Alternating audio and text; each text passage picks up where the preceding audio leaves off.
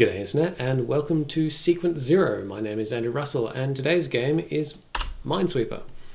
And this should look fairly familiar to most people. It's a game that comes bundled with Windows, so you've probably played it at some point in your life. And you know, it works pretty much as you'd expect. You can place flags and open up mines. You can do a lot of the things that you do in the Windows version of Minesweeper. So for example, you can place flags, but you can also click twice to place question marks and then obviously remove all of that. And you can also do this thing that I was doing just now where you can press both buttons at once and you can clear out a large area in a single sort of a collection of blocks. And that's obviously useful if you like place all the flags. It's like I know that there's mines there and I can double click there and it'll open up all of the ones that are clear, and it also gives you sort of a handy guide. It's like, okay, this one square here, we'll press down both buttons and it opens, and that one means there's in those three squares there's one mine that we have to sweep for. So this game works. I think have I kind of become snookered. Let's start again. So while I'm starting again, one interesting thing that I tried in making this version of Minesweeper is I tried animating the way that it clears out squares. So you'll notice that what happens is if you click a square, it clears out, you know, all of the squares around it, and if any of those are blank, all the squares around it, and it clears all the way to this border because it knows that if there's 0 mines around, it can clear all of those. But if there's 1 mine around, you know, any one of those squares could be a problem, so it won't clear around this square. But it's cleared around like this square and so on. And if you like go out in not quite a ring, but like if you spread out your search from around there, you know, there's an ordering to that. And so I did try animating that order. And what I found was it was actually kind of distracting, like, because you'll notice that now, you know, when I click here, we're actually not clearing out that many squares at all. So you get, what ends up happening is you get this big animation that's kind of distracting and actually not very nice. It doesn't really add any information to you. And then you click again and you get like nothing because like you're not removing that many squares. And so by animating it, it kind of took away something from the game. It certainly wasn't sort of useful for gameplay. So there's no animation.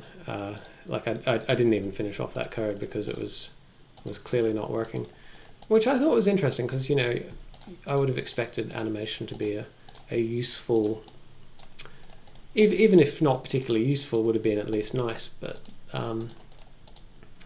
the fact that it wasn't was interesting. Which is you know, part of the reason that I'm doing this series is to sort of explore some of those things and see what is revealed about game design and the way you present games. And so yeah, so what I'm going to do is I'm going to try and finish off this game here really quickly while I'm talking. And have I reached I haven't reached a point where I have to guess yet. And we'll just sort of show what it looks like when you finish up. Or I guess I could, you know, click on a mine. I seem to be snooker. So this actually is great because it shows one of the things that this version of the game is missing, and that is a counter of how many mines are left. Because when you get down to like a state like this in the game, knowing how many mines are left does actually often let you deduce. There we go. I guessed wrong. It lets you deduce. Lets you deduce where the mines are based on how many mines are left in play. And so the reason that I haven't added that is because it's a bit of a layout problem.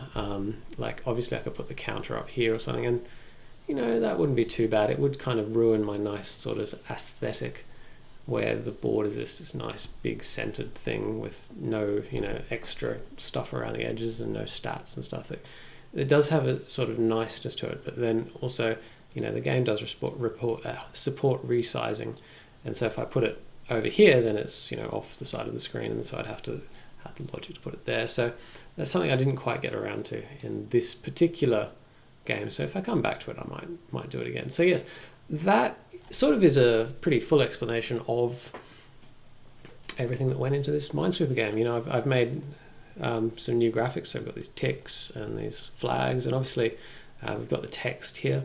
So at some point I need to figure out a better way to handle the text, because as you can maybe see if you're watching this in high definition, this text is actually a little bit blurry because it's been scaled up, because it's the same font.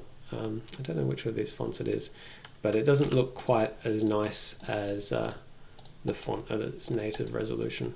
So at some point I would like to fix up the font issue so it's less blurry. Anyway, so I think I'll leave it there. I think that's pretty much everything that I wanted to talk about this game of Minesweeper. Oh yeah, the other thing is the logic for the game does support changing the board size, but I don't have any user interface for that yet. So that is another thing. When I have figured out a good way to handle layout stuff, you know, I might add some kind of score or number of mines, and I might also add like buttons for changing the size of the board and so on. But the code for the board actually supports it at least, so that might come in a future version. Anyway, let me wrap up and say thank you for watching. If you would like to download Sequence Zero, the current version of it is available from my website at andrewrussell.net, and also links will be in the description of this video below. So thanks for watching, go and download it, and I will see you next time.